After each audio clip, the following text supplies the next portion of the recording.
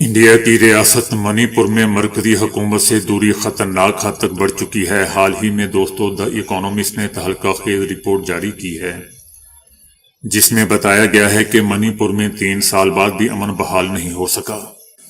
Report میں کہا گیا ہے کہ بی جے پی حکومت کے غیر سنجیدہ رویے نے منی پور کو عملی طور پر نسلی بنیادوں پر تقسیم کر دیا ہے۔ منی پور میں کوکی اور میتی برادری کے درمیان بڑھتی دوریاں بی جے پی حکومت کی بالادستانہ سوچ کا نتیجہ ہے۔ صدر راج کے نفاذ کے باوجود بی جے پی حکومت منی پور میں اعتماد بحال کرنے میں ناکام رہی ہے، مرکز کے خلاف غصہ شدت اختیار کر گیا ہے، جبکہ 2023 میں ہندو کمیونٹی اور عیسائی کمیونٹی کے مابین بدترین نسلی تشدد بھی ہوا تھا۔ متاثرین نے بی جے پی کی حکومت پر الزام عائد کیا ہے کہ اس نے تنازع کو منظم کیا۔ بی جے پی حکومت وہ ضروری اقدامات لینے سے گریزاں رہی جو اس تشدد کو روک سکتے تھے۔ رپورٹ میں بتایا گیا ہے کہ تقریباً 50,000 لوگ، خاص طور پر عیسائی، آج بھی پناہ گزین کیمپوں میں رہتے ہیں۔ عیسائی کمیونٹی بے روزگار 84 روپے یومیہ حکومتی وظیفے پر گزارا کر رہے ہیں۔ عیسائی کمیونٹی اپنے لیے نیم خود مختار علاقے کا مطالبہ کرتی ہے۔ منی پور میں دوستو سیکیورٹی کے نام پر جا بجا چیک پوسٹوں نے زندگی کو جہنم بنا دیا ہے۔ عیسائی قبائل کو عدالتوں سے بھی انصاف نہیں مل رہا۔ رپورٹ میں یہ بھی بتایا گیا ہے کہ منی پور بحران بھارت کو مزید عدم و استحکام کی طرف دھکیل رہا ہے۔ بی جے پی کی بد انتظامی منی پور میں نسلی تقسیم کو مزید گہرا کر رہی ہے۔ منی پور میں پرانی آزادی پسند تحریکوں کے دوبارہ ابھرنے کا بھی خطرہ پیدا ہو چکا ہے۔ فرانس، برطانیہ اور جرمنی نے ایران میں مظاہرین کی اموات کی شدید الفاظ میں مذمت کی ہے۔ مشترکہ بیان میں کہا گیا ہے کہ ایرانی سیکیورٹی فورسز کے تشدد پر تشویش ہے۔ بیان میں ایرانی سیکیورٹی فورسز پر زور دیا گیا ہے کہ وہ تشدد سے باز رہے۔ فرانس، برطانیہ اور جرمنی نے کہا ہے کہ ایرانی حکام یہ ذمہ داری پوری کریں کہ وہ اپنی آبادی کا تحفظ کریں اور آزادی اظہار اور پرامن اجتماع کی اجازت دیں تاکہ عوام کو کسی بھی قسم کی انتقامی کارروائی کے خوف کے بغیر اپنے حقوق استعمال کرنے کا موقع مل سکے۔ یاد رہے دوستو کہ ایران میں حکومت مخالف مظاہرے جاری ہیں۔ انسانی حقوق کے غیر ملکی اداروں کا کہنا ہے کہ احتجاج 100 سے زائد شہروں میں پھیل چکا ہے۔ مظاہروں کے دوران اب تک ہلاک افراد کی تعداد 47 ہو چکی ہے، جن میں کئی سیکیورٹی اہلکار بھی شامل ہیں۔ تقریباً 2500 افراد گرفتار بھی ہیں۔ گرین لینڈ کی پارلیمنٹ کی تمام 5 پارٹیوں نے مشترکہ بیان میں کہا ہے کہ ہم امریکی نہیں بننا چاہتے، ہم گرین لینڈرز ہی رہیں گے۔ تمام سیاسی جماعتوں کا کہنا تھا کہ ہمارا مستقبل خود گرین لینڈ کے لوگوں کے فیصلے پر منحصر ہونا چاہیے۔ یہ بات انہوں نے واضح طور پر دہرا دی کہ گرین لینڈ بیچنے یا غیر ارادی طور پر شامل کیے جانے کا مشن نہیں ہے۔ تمام جماعتوں نے سخت الفاظ میں امریکی موقف کو رد کر دیا اور کہا کہ گرین لینڈ فروخت نہیں ہوگا۔ گرین لینڈ کے لوگوں اور سیاسی نمائندوں نے دوستو صدر ٹرمپ کے رویے کو تضحیک اور دھمکی آمیز قرار دیا ہے، خاص طور پر جب صدر ٹرمپ کی جانب سے گرین لینڈ کی حیثیت کو بطور طاقت تبدیل کرنے کی بات کی گئی۔ افغان مبصرین نے طالبان رجیم کے لیے 2025 عالمی تنہائی اور سفارتی ناکامیوں کا دوستو سال قرار دے دیا۔ ان کا کہنا تھا کہ افغان طالبان رجیم نے نہ صرف اپنے اتحادی بلکہ اپنی ساکھ اور بین الاقوامی جواز بھی کھو دیا۔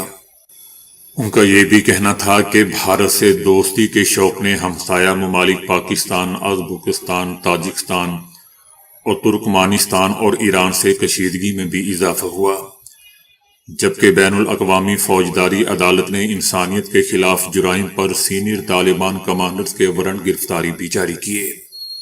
افغان مبصرین کا کہنا ہے کہ افغان طالبان رجیم اپنے اقتدار کو طول دینے کے لیے بے بنیاد دعووں سے دنیا کو گمراہ نہیں کر سکتی۔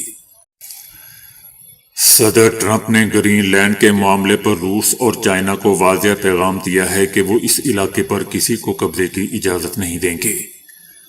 ان کا کہنا تھا کہ فی الحال گرین لینڈ سے متعلق مختلف پہلوؤں پر غور جاری ہے اور گرین لینڈ کے لیے رقم پر ابھی بات نہیں ہو رہی۔ اس علاقے کے مالی معاملات پر فیصلہ بعد میں ہوگا۔ صدر ٹرمپ کا کہنا تھا کہ ڈنمارک پر ڈیل کرنا چاہیں گے، ہم گرین لینڈ نہیں دیں گے تو آپ کا اگلا پڑوسی روس یا چائنا ہوگا، اور ہم ان دونوں ممالک کو اپنا پڑوسی نہیں بنا سکتے۔ امریکہ کو گرین لینڈ کا مالک ہونا چاہیے تاکہ روس یا چائنا اس پر قبضہ نہ کر سکیں۔ صدر ٹرمپ کا کہنا تھا کہ وینزویلا اور امریکہ کے پاس دنیا کا 55% تیل ہے، اور روس اور چائنا وہ تمام تیل خرید سکتے ہیں جو وہ امریکہ یا وینزویلا سے چاہتے ہیں۔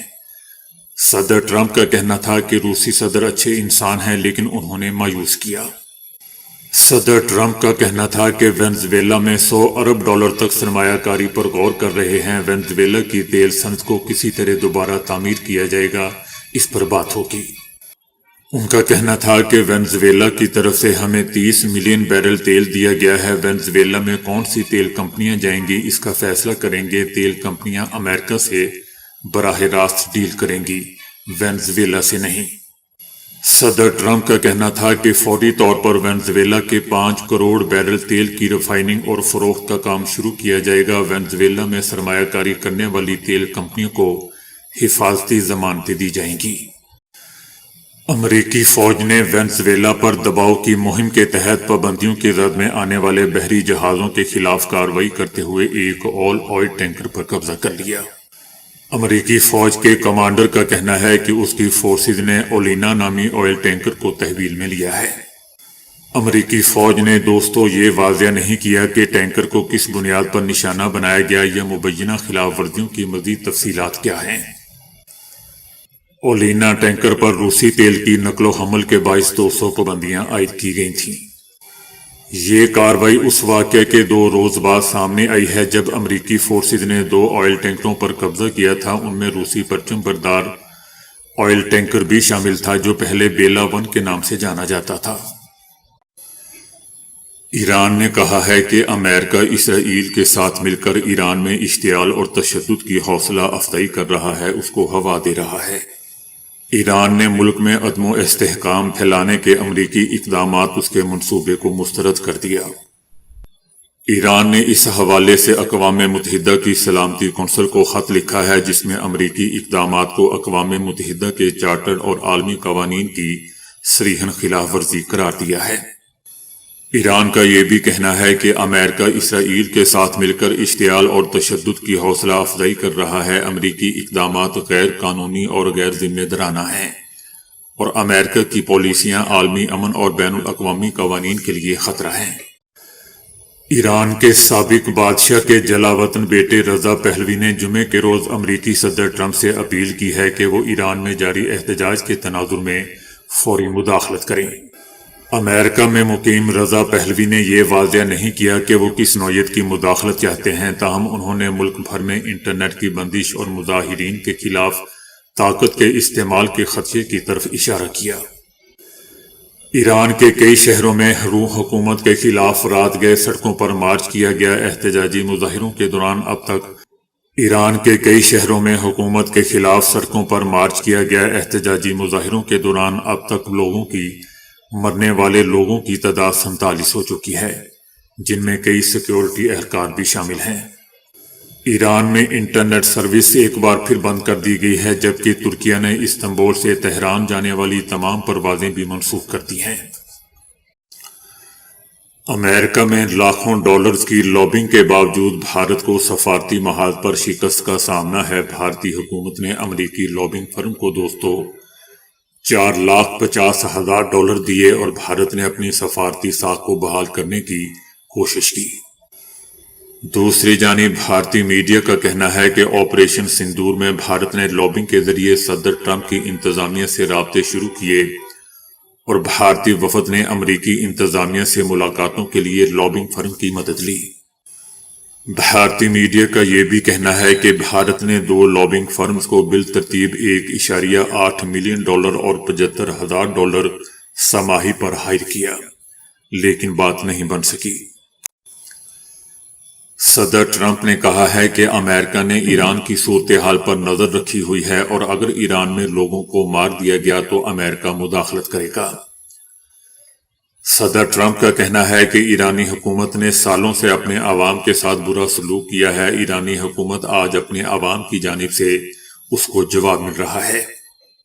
صدر ٹرمپ کا کہنا تھا کہ مداخلت کا مطلب یہ نہیں ہے کہ ایران میں ہم فوج اتار دیں گے۔ ان کا کہنا تھا کہ ایران اس وقت مصیبت میں ہے۔ مجھے ایسا لگتا ہے کہ ایران کے کچھ شہروں پر لوگ قابض ہیں۔ صدر ٹرمپ نے اس موقع پر ایک بار پھر پاک بھارت جنگ کا ذکر کرتے ہوئے کہا کہ پاکستان اور بھارت سمیت 8 جنگیں رکوا چکا ہوں۔ پاک بھارت جنگ میں 8 طیارے مار گرائے گئے۔ پاکستانی وزیر اعظم نے کہا کہ صدر ٹرمپ نے 10 ملین جانیں بھی بچائیں۔ ترکیہ پاکستان اور سعودی عرب کے درمیان موجود باہمی دفاعی معاہدے میں شمولیت کا خواہش مند ہے، جس سے مشرق وسطیٰ اور اس سے آگے ایک نیا سیکیورٹی اتحاد دوستو وجود میں آ رہا ہے اور طاقت کے توازن میں تبدیلی آ رہی ہے۔ ان تینوں کے درمیان مذاکرات ایک اعلیٰ مرحلے پر پہنچ چکے ہیں اور معاہدہ ہونے کے بالکل قریب ہے۔ جیسا کہ ہم جانتے ہیں کہ پاکستان اور سعودی عربیہ دونوں ممالک کسی ایک حملے کو دونوں کے خلاف جارحیت تصور کیا جائے گا کہ معاہدے پر دستخط کر چکے ہیں۔ انٹرنیشنل میڈیا بلوم برگ کا بھی کہنا ہے کہ اس اتحاد کی توسیع منطقی ہے کیونکہ جنوبی ایشیا، مشرق وسطیٰ اور حتیٰ کہ افریقہ میں ترکیہ کے مفادات سعودی عربیہ اور پاکستان سے ہم آہنگ ہیں۔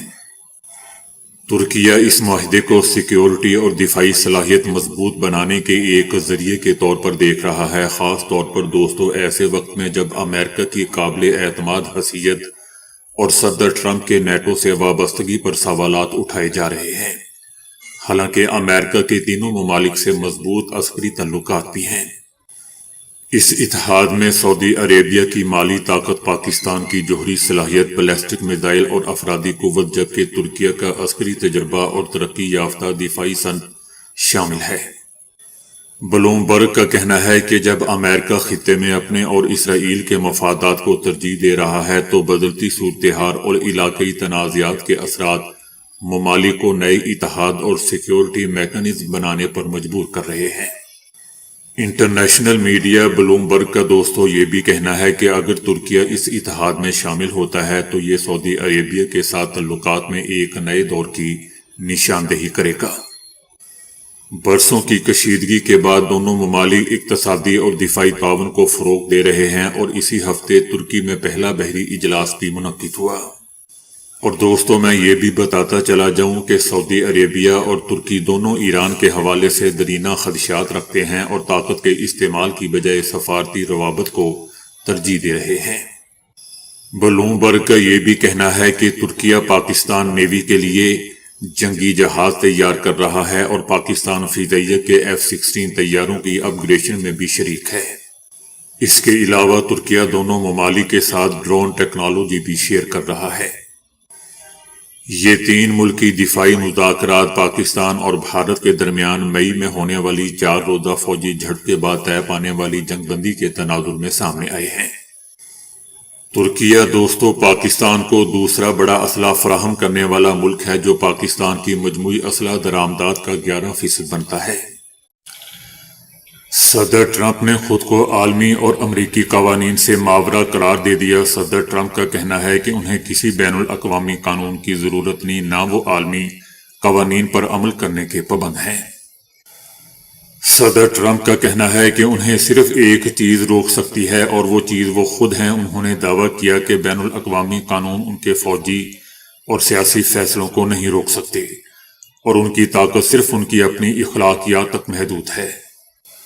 صدر ٹرمپ کا کہنا تھا کہ وہ امریکی مفادات کے لیے کسی بھی ملک میں کارروائی کا حق رکھتے ہیں اور عالمی قوانین یا معاہدے ان کے فیصلوں کے پابند نہیں۔ صدر ٹرمپ کا کہنا تھا کہ بحیثیت کمانڈر ان چیف وہ خود اپنے اختیارات کی حد کا فیصلہ کرتے ہیں۔